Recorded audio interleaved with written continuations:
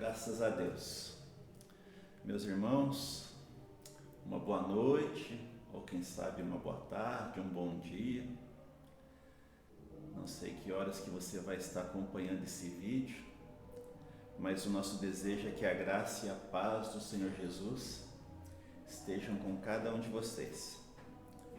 Nós estamos aqui nessa noite ministrando esse estudo da Palavra de Deus ao coração de todos, agradecidos por mais uma oportunidade que o Senhor Deus nos dá de juntos meditarmos na sua Palavra e compartilharmos com os irmãos.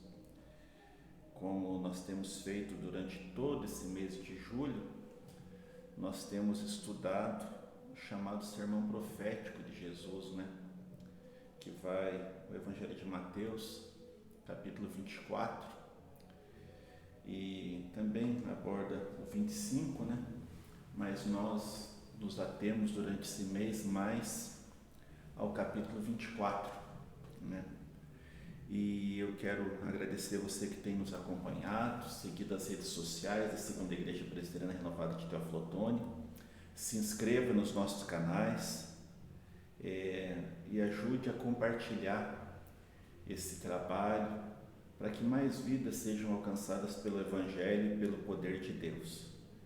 Eu quero agradecer a nossa equipe de mídia, hoje aqui na pessoa do nosso irmão Jonas Santos, mas também agradecer a todos os irmãos aí que têm cooperado, Nós temos uma equipe de mídia abençoada que tem assim feito um trabalho de excelência na transmissão das nossas lives. Nós vamos orar nesse momento, entregar esse estudo bíblico nas mãos do Senhor e pedir a Deus que venha falar ao seu coração e abençoar a sua vida através da palavra. A palavra de Deus é viva, ela é eficaz, ela é mais cortante que uma espada de 2 gumes e ela não voltará vazia. Ela é como um martelo que despedaça essa rocha. Então eu tenho certeza que algo da parte de Deus se realizará, não porque eu estou ministrando o estudo, mas porque a palavra é poderosa. A palavra é poderosa. Então ela produzirá o efeito que o Senhor desejará que ela produza no seu coração e no coração de todos aqueles que estarão sendo ministrados através deste estudo bíblico. Oremos ao Senhor. Pai, nessa noite nós te damos toda a honra e toda a glória pela tua palavra. E aqui estamos, ó Deus, entregando essa ministração nas tuas mãos, pedindo que o teu Espírito Santo direcione e que o Senhor fale, vá de encontro a cada coração, ó Pai, necessitado e que possa ser exortado, consolado, edificado pela tua palavra. Meu Deus, muito obrigado, ó Pai, por mais esse dia, pelas bênçãos derramadas, pelas tuas provisões, pelo alimento, pelo calçado, por tudo aquilo que o Senhor proporcionou, ó Deus, para que pudéssemos viver mais um dia. Muito obrigado por nos livrar de toda a enfermidade, nos livrar de todos os perigos, Pai. Assim nós oramos e te agradecemos em nome do Senhor Jesus. Amém. Então, meus irmãos, nessa noite, eu quero convidar você para abrir comigo a sua Bíblia, Evangelho de Mateus, capítulo de número 24, nós leremos do 45 ao 51. Evangelho de Mateus, capítulo de número 24, versículos 45 ao 51. Vamos lá? Diz assim: Quem é, pois, o servo fiel e prudente, a quem o Senhor confiou os seus conservos, para dar-lhe o sustento a seu tempo? Bem-aventurado aquele servo a quem o Senhor, quando vier, achar fazendo assim. Em verdade vos digo que lhes confiará todos os seus bens. Mas se aquele servo, sendo mau, disser consigo mesmo: meu Senhor demora-se, e passar a espancar os seus convidados, e a comer e a beber com os ébrios, virá o Senhor daquele servo em dia em que não espera e em hora que não sabe, e castigá-lo-á, lançando-lhe a sorte com os hipócritas. e ali haverá choro e ranger de dentes. Oremos ao Senhor. Muito obrigado, Deus, por esta noite. Fale com o teu povo através da tua palavra, em nome de Jesus. Amém. Bom, Jesus nos deu aí, a partir do versículo 24, um roteiro, um caminho para os acontecimentos do fim. Mas agora, aqui, ele descreve dois tipos de pessoas, duas características das pessoas que devem nortear a vida daqueles que esperam a sua volta, né? Porque nessa parte do sermão, Jesus ele já não se atém tanto a eventos relacionados ao que vai acontecer, mas Jesus agora está falando, né? Na verdade, a partir do versículo 29 do capítulo 24, Jesus começa a chamar a responsabilidade daqueles que estão ouvindo a sua palavra, daqueles que conhecem a sua palavra, de como seria o seu comportamento, a sua atitude com relação aos eventos que antecederiam a sua volta, né? Ele usa aqui no versículo 45 do capítulo 24 duas expressões para descrever os que aguardam a sua volta: os fiéis e os prudentes, né? A partir do versículo 29 do capítulo 24, como já dissemos, o discurso de Jesus está voltado para a segunda vinda. E esse discurso ele é enfatizado, Jesus enfatiza muito, né? Em uma boa parte do capítulo 24 e no versículo 25. Olha o que o Senhor Jesus está falando em Mateus capítulo 24, do 37 ao 39, diz assim: e assim como foi nos dias de Noé, será também a vinda do Filho do Homem. Portanto, assim como nos dias anteriores ao dilúvio, comiam, bebiam, casavam e davam-se em casamento, até o dia em que Noé entrou na arca, e não o perceberam, até que veio o dilúvio e levou todos, assim será também na vinda do Filho do Homem. Um outro texto, Mateus capítulo 24, versículo 27. Porque assim como o relâmpago sai do oriente e se mostra no ocidente, assim também será a vinda do Filho do Homem.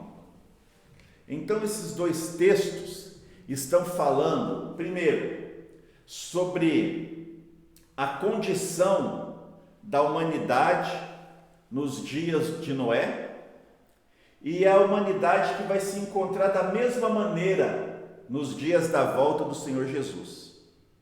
Incredulidade, os homens amantes de si mesmos, os homens com coceira no ouvido, os homens não querendo nada com Deus, né? Os homens conformados com o mundo. Mas também fala sobre a urgência da sua volta, como um relâmpago que sai do oriente e se mostra no ocidente. Uma coisa rápida, repentina, que você não tem facilidade para acompanhar. Então, quando você vê o relâmpago, você não tem como se preparar, ele aparece e desaparece. Assim será a volta do Senhor. Nós não temos que deixar para nos preparar quando virmos o relâmpago, não. Nós temos que estar prontos para quando esse dia acontecer. Mas é interessante, irmãos, também nós observarmos que Jesus, conhecendo como a imaginação do homem é curiosa e maldosa, ele exortou, né, quanto ao erro de se querer colocar uma data para a sua vinda. Está aqui no versículo 36 do capítulo 24, né? Mas a respeito daquele dia e hora, ninguém sabe, nem os anjos dos céus, nem o Filho, senão o Pai. Então, irmãos, Jesus falou para você não ficar preocupado quando seria, né? tentando estabelecer datas. Ele tem avisado que esse dia chegará. Mas, no entanto, irmãos, mais errado do que querer estabelecer uma data para a volta do Senhor é negligenciar esse fato, deixando de se preparar para quando essas coisas acontecerem. A intenção do Senhor Jesus não é amedrontar os seus seguidores, mas exortá-los para que vivam uma vida de plenitude, de unção e de compromisso com Ele. Eclesiastes capítulo 9, versículo 8: em todo tempo sejam alvas as tuas vestes e nunca falte o óleo sobre a sua cabeça. Vestes brancas nos diz respeito à pureza, óleo nos diz respeito ao Espírito Santo, não é? Alguns movimentos ao longo da história, é interessante de como as palavras de Jesus são distorcidas, né? Eles ensinavam que os cristãos deviam abandonar tudo e ficar sentados em casa esperando a volta de Jesus. Mas se você for observar, você verá que as parábolas, os textos que versam sobre a volta de Jesus, eles são repletos de cenas relacionadas ao trabalho. A vida com Deus, irmãos, é uma vida de movimento.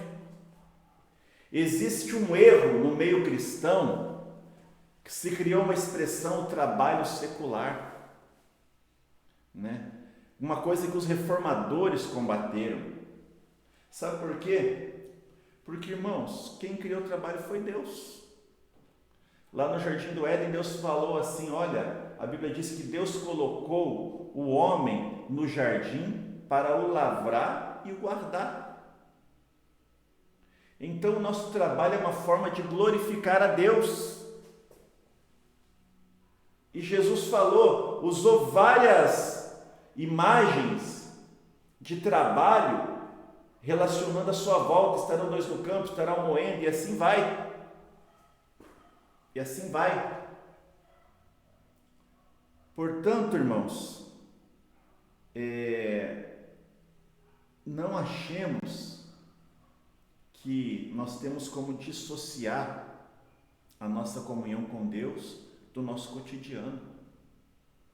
Paulo diz, quer vivamos, quer morramos, somos do Senhor. Lembre-se, Moisés estava apacentando o rebanho do seu sogro quando Deus apareceu para ele. Lembre-se que Gideão estava malhando trigo no lagar quando o Senhor apareceu para ele. Não é? Então, Deus se manifestou em atividades diárias, corriqueiras na vida dos homens. Então, trabalhemos, irmãos, com sensatez, façamos do nosso trabalho um meio para glorificar ao nome do Senhor. Sirvamos a Deus através do nosso trabalho. A vida com Deus, ela é feita de movimento. Um dia perguntaram, um sapateiro se converteu e perguntou para o reformador Martinho Lutero, falou, olha, como é que eu vou poder servir a Deus com a minha profissão? E Martinho Lutero falou, olha, faça um bom sapato e venda por um preço justo. Então, use o teu trabalho, seja ele qual for, para glorificar a Deus. Olha só, mas esse negócio das pessoas ficar paradas esperando a volta de Jesus não é agora não é coisa nova, isso é antigo. Segundo aos Tessalonicenses, capítulo 3, Paulo diz assim aos irmãos de Tessalônica, porque quando ainda estáveis convosco, vos mandamos isto, que se alguém não quiser trabalhar, não coma. Porquanto ouvimos que alguns de vós andam desordenadamente, não trabalhando, antes fazendo coisas vãs. A esses, porém, mandamos e exortamos por nosso Senhor Jesus Cristo, que trabalhando com sossego comam seu próprio pão. E vós, irmãos, não vos canseis de fazer o bem. Não é? Então, vamos olhar agora quais são as marcas que distinguem aquele que espera a volta de Jesus. A primeira marca, ele é fiel, né? Está ali no versículo 45 do capítulo 24. Quem é, pois, o servo fiel? Fiel. Fidelidade, nós podemos traduzir como aquele que tem compromisso com aquilo que assume, né? Fidelidade no Antigo Testamento pode ser traduzido como por certeza, né? É a palavra traduzida lá em Abacuque capítulo 2, versículo 4, o justo viverá pela fé, né? Fidelidade, certeza. No Novo Testamento, fidelidade pode ser traduzida por lealdade ou confiabilidade. Tito 2,10, não defraudando, antes mostrando toda a lealdade, para que em tudo seja um ornamento da doutrina de Deus, nosso Salvador, né? E é interessante que a fidelidade, né, é uma palavra usada por Paulo para se referir a um dos frutos do Espírito, lá em Gálatas 5,22, que diz assim: mas o fruto do Espírito é amor, alegria, paciência, amabilidade, bondade, fidelidade, mansidão e domínio próprio. Contra estas coisas não há lei, né? Esse texto de Gálatas, né, a palavra fidelidade é uma tradução da versão NVI, Nova Versão Internacional das Escrituras Sagradas. Mas é interessante, irmãos, nós notarmos que no contexto ali onde Paulo está falando sobre o fruto do Espírito, Paulo está, na verdade, também advertindo a falta de fidelidade de alguns dos irmãos ali da igreja da Galácia. Olha o que Paulo está dizendo, Gálatas capítulo 4, versículos 16 e 18.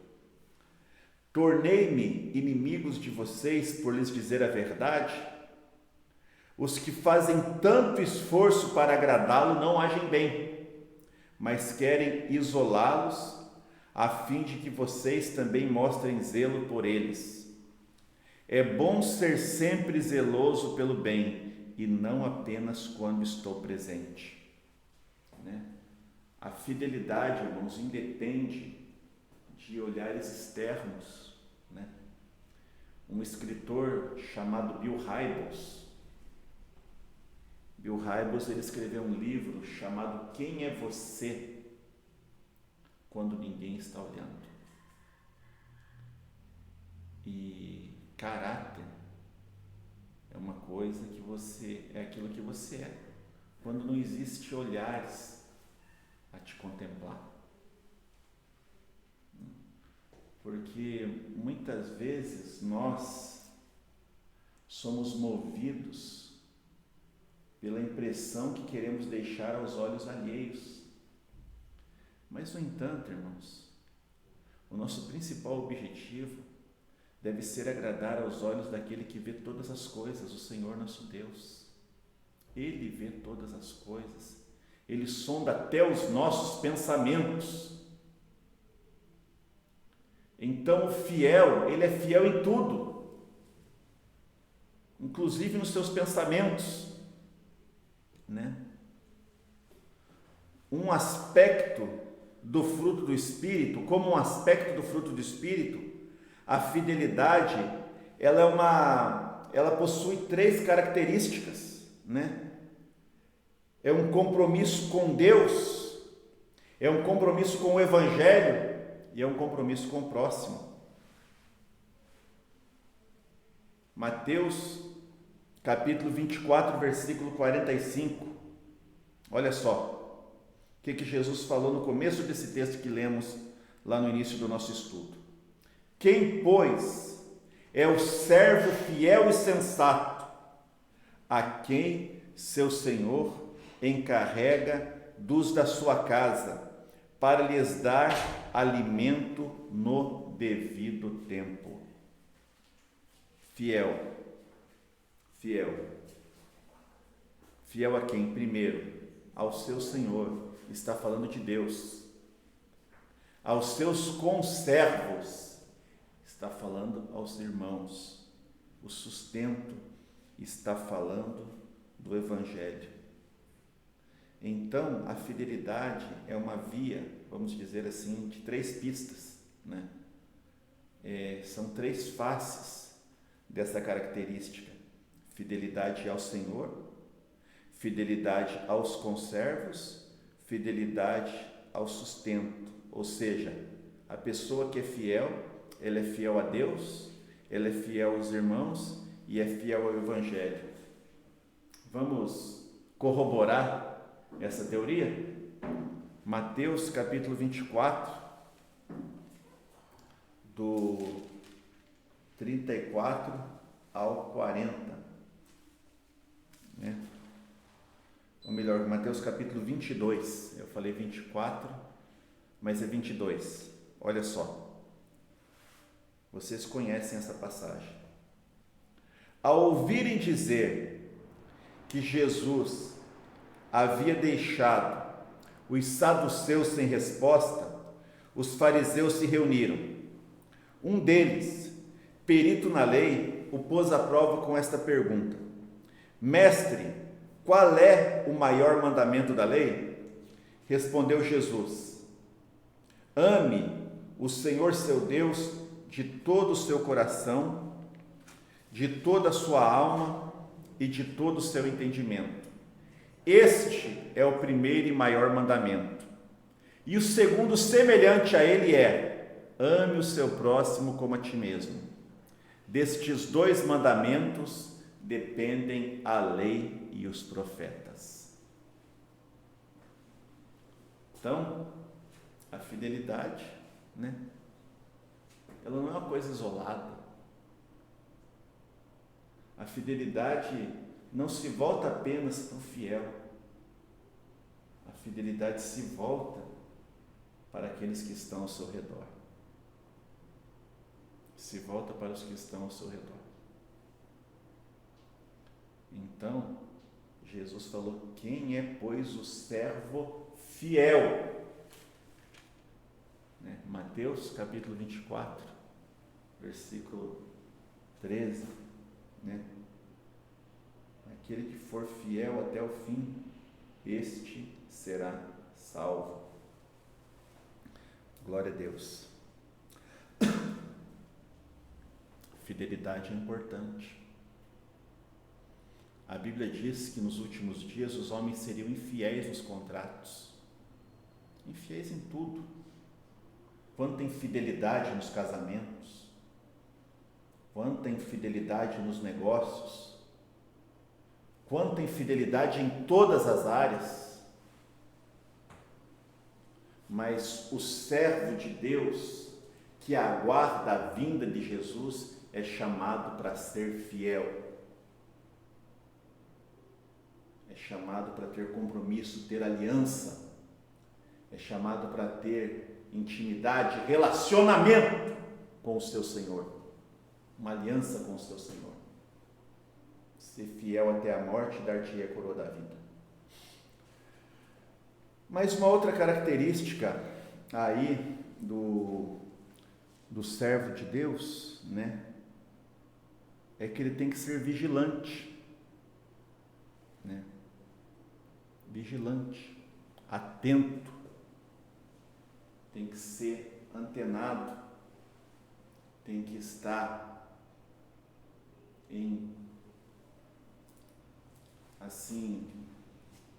com os ouvidos abertos, tem que estar inteirado do momento em que está vivendo. prudente, vigilante, alerta. Olha o que Paulo está dizendo, 1 aos Tessalonicenses, capítulo de número 5, do 1 ao 9. 1 aos Tessalonicenses, capítulo 5, do 1 ao 9. Paulo diz assim: meus irmãos, quanto aos tempos e épocas, não precisamos escrever-lhes, pois vocês mesmos sabem perfeitamente que o dia do Senhor virá como ladrão da noite. Quando todos disserem a paz e segurança, então de repente a destruição virá sobre eles como as dores da mulher grávida, e de modo nenhum escaparão. Mas vocês, irmãos, Paulo está escrevendo, não estão em trevas, para que aquele dia os surpreenda como ladrão. Vocês são todos filhos da luz, não somos da noite nem das trevas. Portanto, não durmamos como os demais, mas estejamos atentos e sóbrios, pois os que dormem, dormem de noite. Os que se embriagam, embriagam-se de noite. Nós, porém, somos do dia. Sejamos sóbrios, vestindo a couraça da fé e do amor e o capacete da esperança da salvação. Porque Deus não nos destinou para a ira, mas para recebermos a salvação por meio de nosso Senhor Jesus Cristo. Então Paulo está dizendo que a vinda do Senhor será algo repentino. Será algo repentino. Quantos relatórios, testemunhos, histórias e casos nós já ouvimos de pessoas que tiveram suas casas assaltadas e depois que suas casas foram assaltadas, então elas resolveram comprar um cadeado, colocar uma grade, subir um muro, arranjar um cachorro, pagar uma cerca elétrica. Mas isso depois que sofreram o dano causado pela visita do ladrão.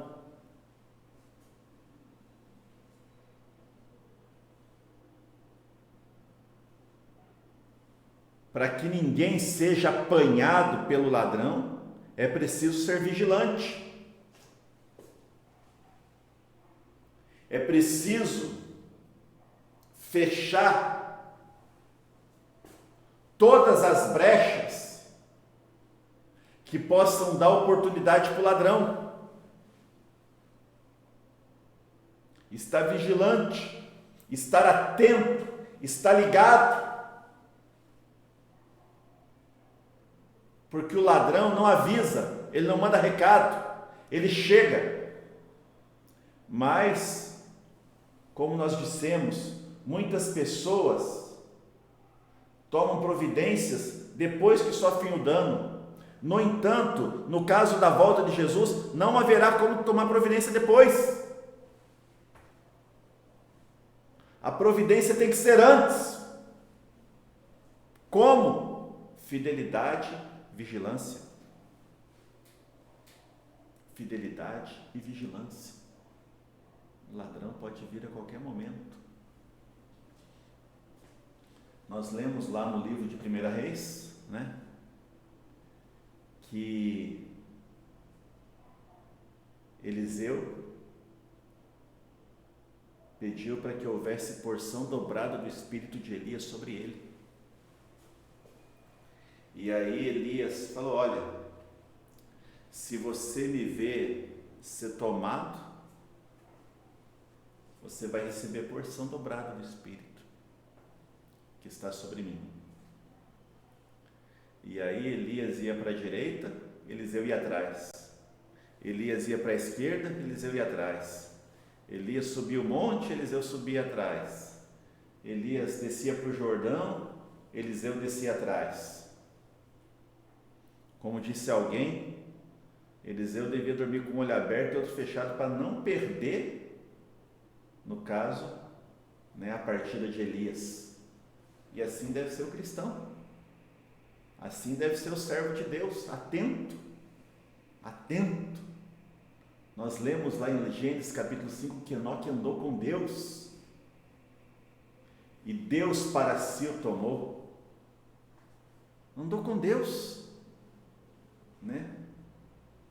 Vamos dizer assim, Enoque foi andando, mas quando ele percebeu, ele estava tão próximo de Deus e tão longe desse mundo que Deus o tomou para si. Nós vivemos uma geração, irmãos, embebida pelo pecado. Nós vivemos uma geração iludida pelo pecado, uma geração enganada pelo pecado, uma geração que está atenta a tudo menos ao que Deus está fazendo. Menos ao que Deus está fazendo.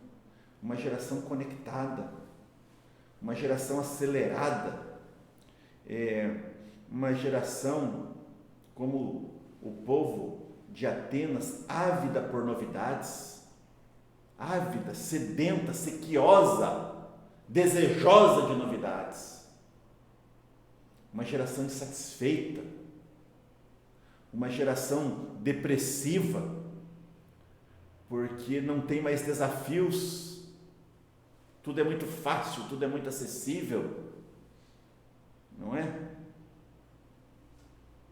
Mas hoje não, tudo está na nossa mão, o custo que nós temos é um clique. E essa geração se perdeu no meio de tanta facilidade. Essa geração está andando em círculos no meio de tantos benefícios da vida digital. A vida digital é ruim? Não é. Não é. A prova disso é que eu estou me comunicando com vocês via digital. Você pode estar me assistindo numa Smart TV, num computador, no celular, num tablet. Benefícios da vida digital. Benefícios da vida digital. Mas, no entanto, existem pessoas que foram englobados por isso, foram engolidos por isso, né? E ao invés de se tornarem senhores, né, se tornarem dominadores, se tornaram dominados. Se tornaram dominados. Então, para que ninguém seja apanhado, seja vigilante, né? Mateus capítulo 24, 42 e 43. Portanto, vigiem, porque vocês não sabem o dia que virá o seu Senhor. Mas entendam isso: se o dono da casa soubesse a que hora da noite o ladrão viria, ele ficaria de guarda e não deixaria que sua casa fosse arrombada. Você está cuidando da sua casa? Você está cuidando do templo de Deus, que é você? Você é o templo do Espírito Santo? Você está cuidando? Está vigiando? Qualquer momento, Jesus pode voltar. Paulo diz aqui, né? Não durmamos como os demais, mas estejamos atentos e sejamos sóbrios. Pois os que dormem, dormem de noite, os que se embriagam de noite. Paulo não está dizendo que você não pode dormir, mas Paulo está dizendo que quem dorme está alheio ao que se passa ao redor. Quem está sonolento não percebe com clareza o que está acontecendo. Paulo está falando sobre procedimento. Paulo está falando sobre formas de agir, de viver, sobre um estilo de vida, sobre uma maneira de viver. Existem pessoas que se deixam levar por aquilo que o mundo oferece, se esquecem das coisas de Deus. Deus foi quem criou o trabalho.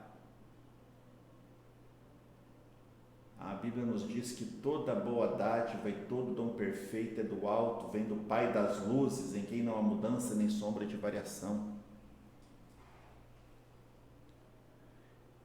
E ser do dia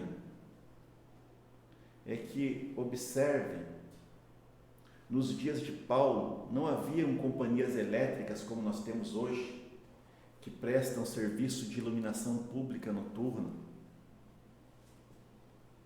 Nos dias de Paulo, a tecnologia da iluminação eram candeeiros, lamparinas.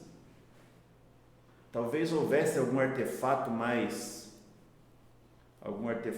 adiantado ali, mas não passava disso. Então, a noite, ela era misteriosa, ela era inacessível, e era durante a noite que ações suspeitas eram cometidas. Então, Paulo está exortando aos crentes de Tessalônica que não sejam pessoas que vivam uma vida entenebrecida pelo pecado, no vício ou na indiferença com as coisas espirituais, né? Não, você não pode ser indiferente, sonolento, desacordado, desatento. É isso que Paulo está dizendo. Fiel e prudente, não é? Fiel e prudente. Fiel por causa do compromisso, prudente por causa da sua atitude. A fidelidade tem a ver com a minha maneira de ser. A prudência tem a ver com a minha maneira de agir. Essas são as características que Jesus descreveu àqueles que aguardam a sua volta. A nossa fidelidade, a nossa aliança é com quem? É com o Senhor. É com o Senhor.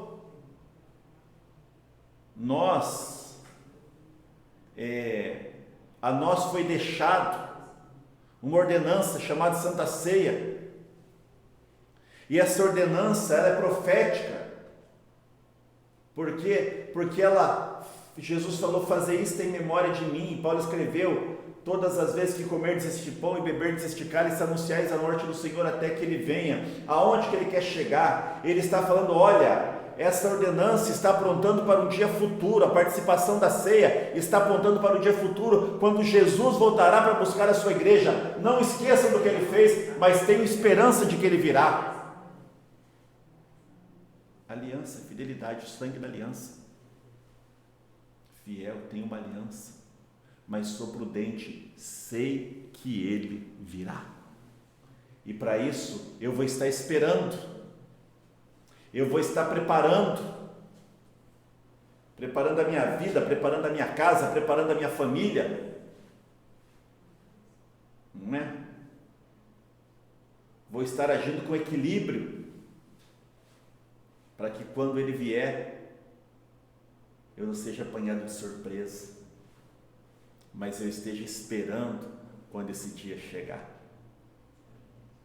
Então, meus irmãos, nessa noite, estamos aqui vendo as características, daqueles que esperam a volta de Jesus. Fidelidade e prudência. E eu quero convidar você nessa noite a